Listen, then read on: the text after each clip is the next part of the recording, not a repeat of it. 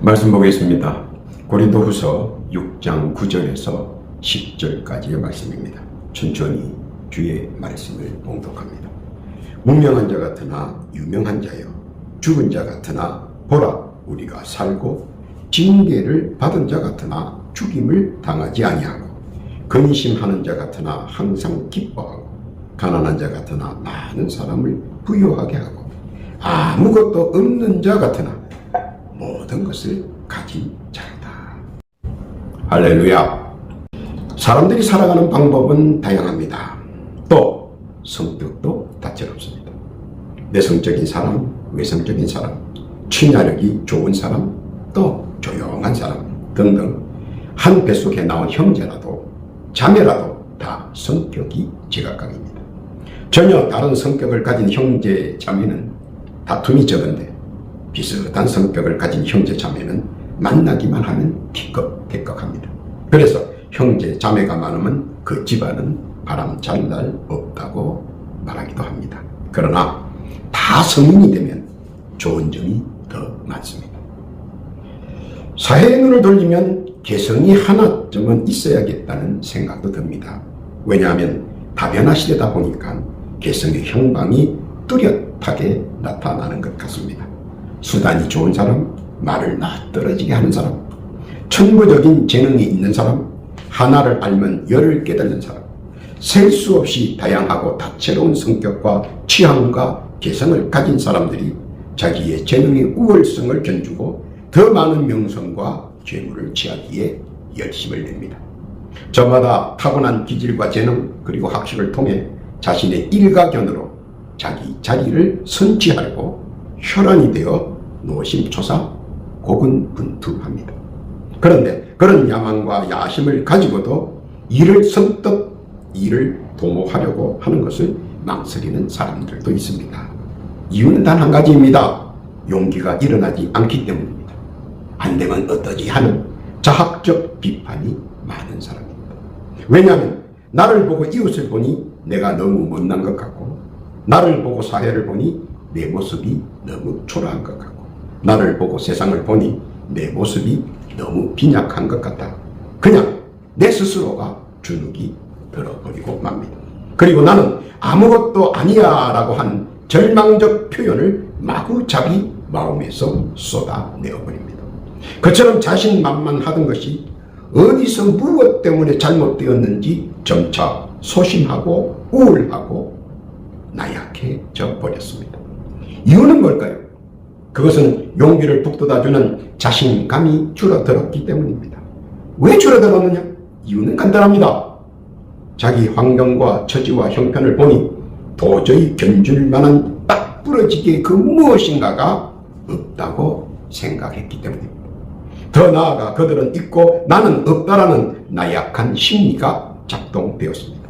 그것은 용기와 자신감을 좀먹는 아주 무서운 것입니다. 그런데 보통 사람들은 이런 것들로 많은 사람들이, 특히 청년들이 주눅이 든다고 합니다. 특히 주목해서 보는 것은 남들은 있는데 나는 없는 것에 대한 불만이고, 신경 쓰이고 우울하고 우라가 치밀어 올라 자신도 모르게 서러움이 생긴다는 것입니다. 그래서 이를 회피하려고 하고 외면하려고 하고 도피하려고 합니다. 그리고 자꾸 허망한 것을 쫓으려고 망상가가 되어버립니다. 참으로 안타까운 일일 수밖에 없습니다. 그러나 이를 다시 뒤집어 보면 내가 그런 것도 있지만 남들도 똑같은 생각을 하고 있을지도 모른다는 것입니다. 왜냐하면 사람은 다 외로운 존재입니다. 개성이라는 단어와 성질이라는 단어 그리고 기질이라는 단어는 모두 개체적 독립체란 말이기 때문입니다. 그래서 이를 극복하고자 많은 일들 속에 자신을 얽어연는다는 것입니다. 요건으로, 경험으로, 지론으로 부족한 부분들을 채우기 위해 안간 힘을 다 쓰는 것입니다. 그래도 언제나 부족한 것이 인간입니다. 할 수 있는 것 다 해보지만 역시 아는 것보다 모르는 것이 더 많다는 사실입니다. 미래는 누구나 다 똑같이 새로운 경험이고 새로운 도전이고 새로운 방향이기 때문입니다. 군중 속의 고독과 외로움을 느낄 수 있고 고요한 시간에 곤욕을 느낄 수도 있습니다. 왜냐하면 사람은 항상 자기의 뒷모습을 상상하고 있기 때문입니다.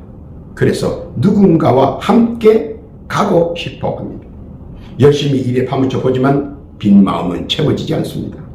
애완을 애정 어리게 키워보지만 빈자리는 채워지지 않습니다. 여러 다른 취미생활을 해봐도 빈 가슴은 채워지지 않습니다. 결국은 최선책으로 신앙에 의지해봅니다. 이것저것 다 해봤습니다. 일에 파묻혀도 보았고 또 여러 동물들을 키우면서 사랑을 나눠주려고 했고 또 여러 다른 취미생활을 열심히 해보았지만 그러나 종래는 신앙에 의지할 수밖에 없다는 것입니다. 이것이 모든 사람, 절대적 대다수가 가는 길입니다. 사람은 자기 잘난 맛을 살지만 그것도 한때라는 것을 깨닫기에는 그리 오랜 시간이 걸리지 않기 때문입니다. 요즘 같으면 정말 깊이 신앙에 파고들고 싶을 때가 부쩍 많이 생겨납니다. 왜냐하면 삼수갑산을 둘러보고 희로애락을 지나면서 깨달은 것은 사람은 뛰어야 벼룩이라는 말을 실감하게 되기 때문입니다. 그리고 사람이 아는 것에는 한계가 있다는 사실도 확정합니다. 우주 만물 속에 나는 단지 조그마한 불꽃이기 때문입니다. 그리고 거대한 세상을 이겨나가려면 결국 하나님의 존재에 의지해야 한다는 기정사실을 깨닫게 된다는 것입니다. 그리고 마음 편하게 일체를 의지해야 한다는 사실을 인지하게 되고 가끔은 쓴뿌리가 일어나 심성을 혼란케 하지만 이내 다시 평정을 만들어 굳센 믿음의 길로 마음을 정하고 달려가야 한다는 것입니다. 그랬을 경우 신앙심에 의한 믿음, 능치 못하다가 또 이룰 수 있는 능력을 극대화시켜 준다는 것입니다. 그뿐만 아니라 마음이 시원함을 풍성케 해준다는 것입니다. 범사가 신통하게 설명시 나의 편을 들어준다는 사실을 알게 모르게 느끼게 됩니다. 이것이 알고 보면 우리에게 넌지시 무엇인가 주시려는 하나님의 은혜인 것을 깨닫게 됩니다. 무엇을 넌지시 주시려고 그러시는가? 오늘 본문을 보면서 한번 재조명해 보기로 합니다. 첫째로는 하나님의 은혜는 무명한 자 같으나 유명한 자로 넌지시 세워준다는 것입니다. 이는 하나님의 뜻에 합한 자는 언제든지 어디에 있든지 나이가 많고 적음을 떠나 하나님께서는 작정하고 세워준다는 것입니다. 요셉은 작은 시족 동네의 11남으로 지극히 작은 자였습니다. 하나님의 뜻에 따라 노예로 팔리기에 그는 더하여 넓은 세상을 맛보게 됩니다. 노예라고 하는 올무에 갇히게 되면 그는 그 넓은 세상을 보지 못했을 것입니다. 요셉은 노예로 팔렸기에 자기의 무한한 꿈을 펼칠 수가 있었다는 사실을 우리는 관가해야 합니다. 만약 시족 조그마한 동네에 그냥 눌러 살았다면 하나님을 잘 믿고 또 그와 더불어 열심히 일을 하여 동네 갑부로는 살았을지 모르나 결코 유명한 자는 되지 못했을 것입니다. 종살이 하면서 종들의 주색 잡기 유행에 빠져든 것이 아니라 하나 둘씩 배우고 익히고 자기 자신을 발견했다는 것입니다. 글을 알고 숫자를 알고 덧셈을 알고 뺄셈을 아니 자연히 종들의 관리자가 될 수 있었고 더하여 문학, 첨성학, 외교학, 신학까지 빠짐없이 설립하게 되었고 이는 점차 노예에서 집사로 집사에서 재무총리로 높은 자리를 향해 올라가는 유명한 자로 세움을 받았다는 겁니다. 그의 이력이 중동 근방에 두루 퍼지고 자수성과 더불어 하나님의 권능을 보다 널리 알리게 되는 일거양득의 인생사의 주인공이 되었습니다. 하나님과 함께하는 자로 말입니다. 그들은 수군글입니다. 요셉은 하나님과 함께함으로 지혜로운 자가 되었고 또한 큰 나라의 재무총리까지 되었다는 사실을 말입니다. 그뿐만 아니라 하나님께서 허락하신 지혜와 총명과 명철이 풍성한 자 그의 덕망과 더불어 하나님의 권능이 모든 이들에게 알게 모르게 은연중 전파되었다는 사실도 깊이 알아야 합니다. 누구라도 하나님의 신실한 백성에게 하나님께서는 유명한 자, 무명한 자를 들어 유명한 자로 사용하시려 하나님의 뜻과 섭리를 깨닫기를 바라십니다. 왜냐하면 결과적으로는 하나님의 권능을 나타내는 것이기 때문입니다. 깨닫기를 바랍니다. 둘째로 하나님의 섭리는 죽은 자 같으나 생동하는 자로 넌지시 세워준다는 것입니다. 사람은요, 병사애로에 민감합니다. 왜냐하면 병은 사람을 아픔 속에, 고통 속에, 고난 속에 헤매이게 하기 때문입니다. 그래서 한번 병에 걸려 앓아본 사람들은 그 고통을 알기에 조심합니다. 그리고 상대적으로 기가 얇습니다. 이 말 저 말 다 수용하려고 합니다. 왜냐하면 병사애로의 숙명 속에서 벗어나고 싶어 하기 때문입니다. 나자로는 문둥병에 걸려 고통 속에 인생을 마감합니다. 그런데 그가 문둥병에 걸려 헤매일 때 사람들의 여러 가지 반응들을 직접 체험해 봅니다. 천형이라고 저주하며 동네 방네 떠벌리고 다니며 비난하는 사람이 있는가 하면, 또 도와달라니까 못 본 척 외면하는 사람도 있고, 자기 집 근방에 오지 못하게 돌탈매질 하여 막는 사람도 있습니다. 또 그와 반대로 얼마나 고통스럽고 아프겠냐고 처근해하며 안쓰러워하며 도와주려는 사람, 별별 사람들을 다 접해보고 체험해봅니다. 당신은 죽을 것 같았는데 나자로는 다시 일어납니다. 그러자 사람들이 모여 장사진을 치는, 그때 다시 회생하고 재기하였을 때 사람들의 이중인격을 아는 그는 정직한 사람, 필요한 사람, 겸손한 사람들을 천거할 수 있었습니다. 죽은 자였으나 예수께서 신유의 권능으로 인하여 다시 부활케 하시고 또 재기하였을 때 그에게는 인권의 축복으로 일취월장 승승장구할 수 있었다는 것입니다. 주님과 함께 할 때는 현재의 고난은 내일의 밑거름의 활력이 된다는 것을 알아야 합니다. 왜냐하면 진정한 사람들의 속마음을 가지런히 볼 수 있기 때문입니다. 무슨 말인지 주의 뜻 깨닫기를 바랍니다. 셋째로 사람들에게 징계받은 자 같으나 주의 뜻으로 넌지시 성장하는 자로 이끌어 주신다는 것입니다. 사람들은 자기의 마음에 들면요, 일을 잘하는 사람으로 아주 칭찬을 내뱉습니다. 그런데 아무리 일을 잘해도 눈밖에 나면 게으른 사람 사고뭉치로 낙인 찍힙니다. 그래서 조직 사이에서 가장 무서운 죄는 괘씸죄인 것을 우리 모두가 익히 아는 바입니다. 아무리 노력해도 그런 제목에 걸려버리면 만사가 불통입니다. 그래서 모두가 찍힌 사람은 언제쯤 자진도태될까 견문질하며 바라만 봅니다. 그런데 도태되지 않고 굳건히 견디며 끝까지 가는 사람들도 있습니다. 신기하기도 하고 궁금하기도 합니다. 어째서 저 사람은 도태되지 않고 저렇게 끝까지 끈기 있게 견디며 나갈 수 있을까? 바라바라는 사람은 여러분이 잘 알 것입니다. 아마 곧 형장의 이슬로 사라질 사람입니다. 자신과의 의사와는 상관없이 그는 갑작스레 자유인이 됩니다.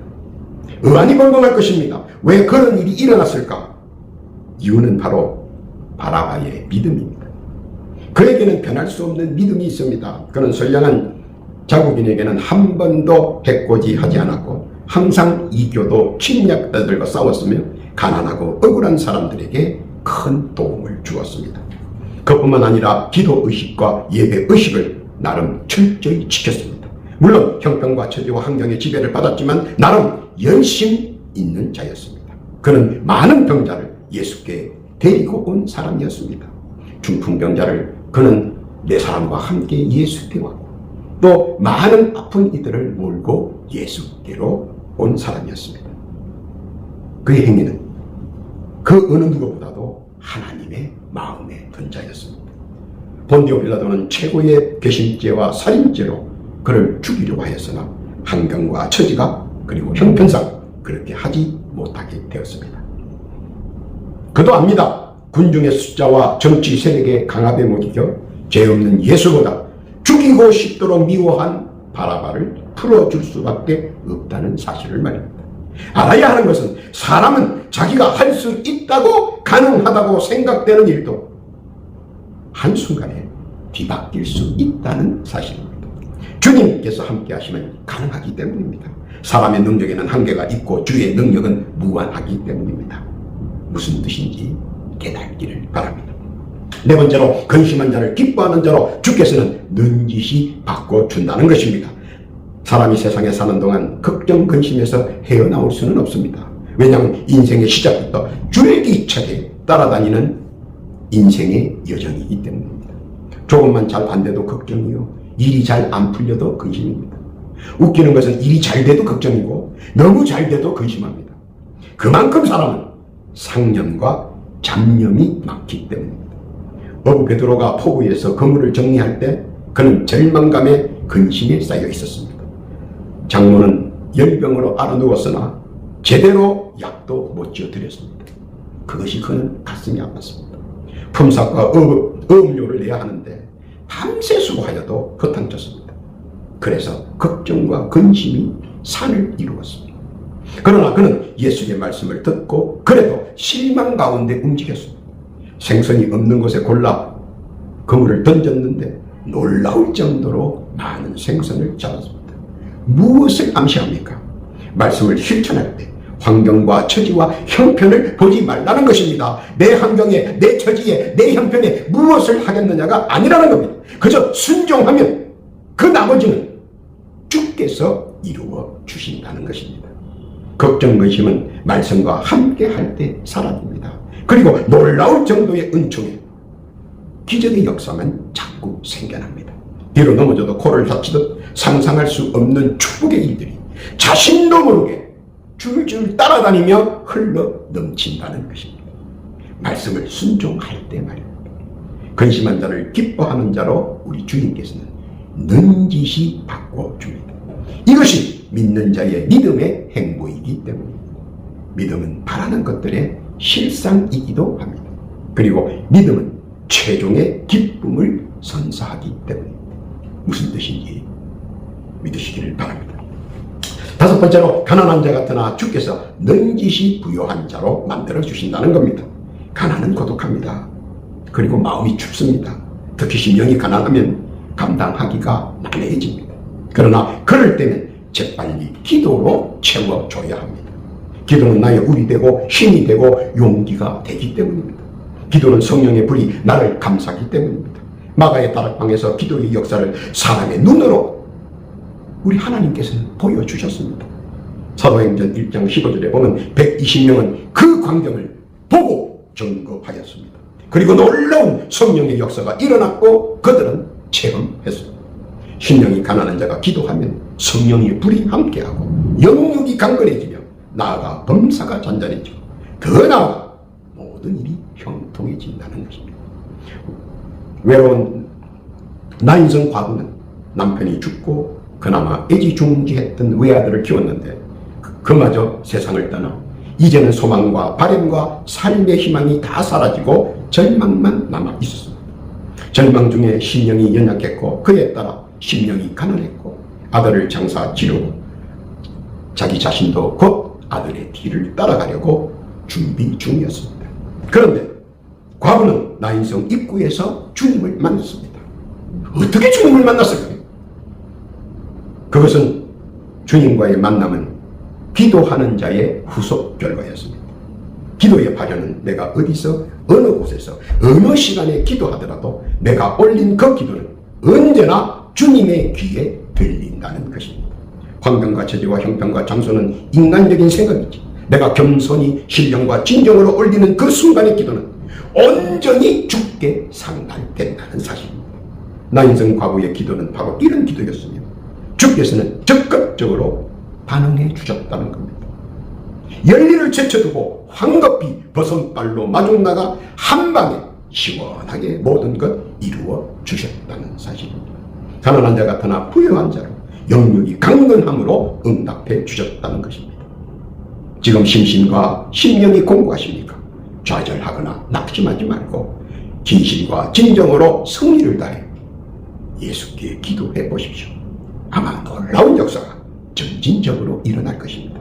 범사가 비약적으로 강건할 것입니다. 이것이 기도의 힘입니다. 나인성 과부는 아들을 보내놓고 그 바로 따라가려 하였으나 그녀가 그동안 올린 기도의 제목들 우리 주님께서는 다 듣고 계셨고 황급히 다인성 입구에서 그녀를 회생시켜 주셨습니다.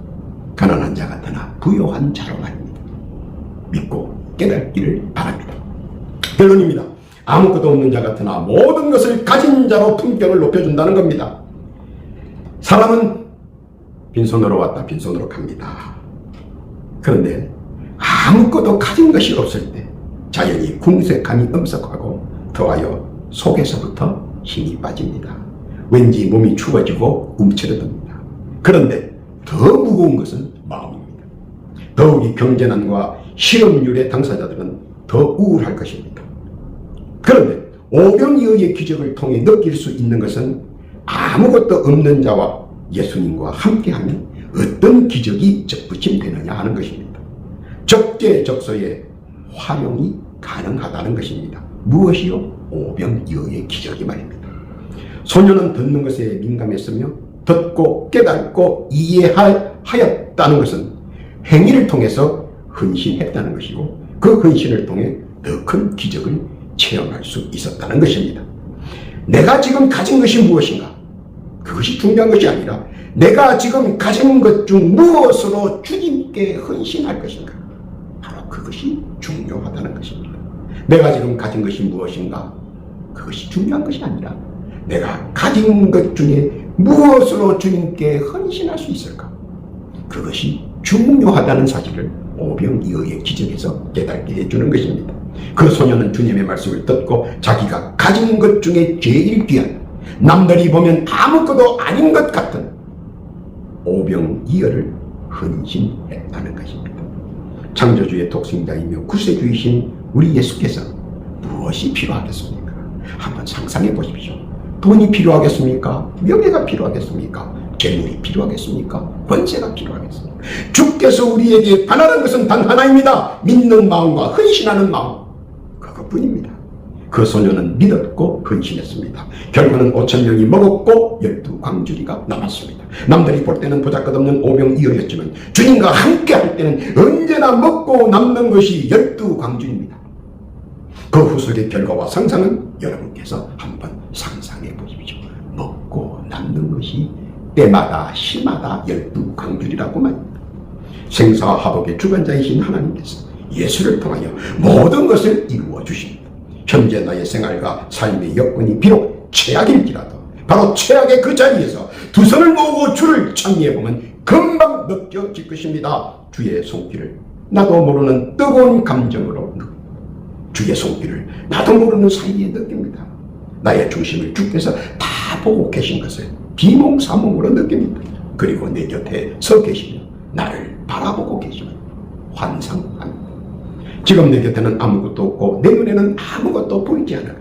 주께서 함께 하시며 모든 것을 이룰 수 있다는 믿음의 확신, 마음에 꽉 차 있는 것을 느낍니다. 감동과 감화가 나를 뒤덮습니다. 주의 권세와 능이 함께함을 느낍니다. 알아야 하는 것은 지금 내 수중에 아무것도 없다는 것은 무한한 가능성을 만들 수 있다는 최고의 기회인 것을 믿으시기를 바랍니다. 오늘도 주의 말씀을 믿고 현실의 눈으로 볼 때 가장 연약한 자 중 하나인 것처럼 주님과 함께 할 때는 모든 것을 가질 수 있는 자로 세워주신다는 사실 믿으시기를 바랍니다. 오늘도 그 말씀을 동참하는 모든 주의 가족들 위해 차고 넘치는 부유의 축복이 항상 함께 하시기를 우리 구주 예수님의 이름으로 축원합니다. 아멘. 기도합니다. 하나님 아버지 감사합니다.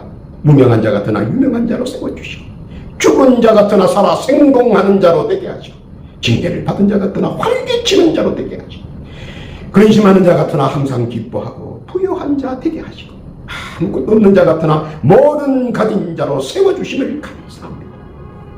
더하여 기도하옵기는 각자 주께 올리는 깊고 깊은 소망의 간구의 기도가 있습니다. 주여 귀 기울여 들어주옵시고 올리는 기도의 제목 하나하나 응답해 주옵소서. 또한 기도하옵기는 이 시간 육신의 질고와 육신의 병고로 인해 많은 고통과 아픔을 당하는 주의 백성과 주의 성도들 주여 이 시간 치유의 권능을 허락하여 주옵소서. 이 시간 예수 그리스도의 이름으로 명하노니 그들의 육신에 붙어있는 질고와 병만은 지금 즉시 그 육신에서 물러가고 광케 되고 건강케 될지어다. 강건함으로 채우고 건강으로 채우지어다. 믿음대로 고쳐진 줄로 믿습니다. 감사와 찬송과 영광을 주께 올립니다. 우리 구주 예수님의 이름으로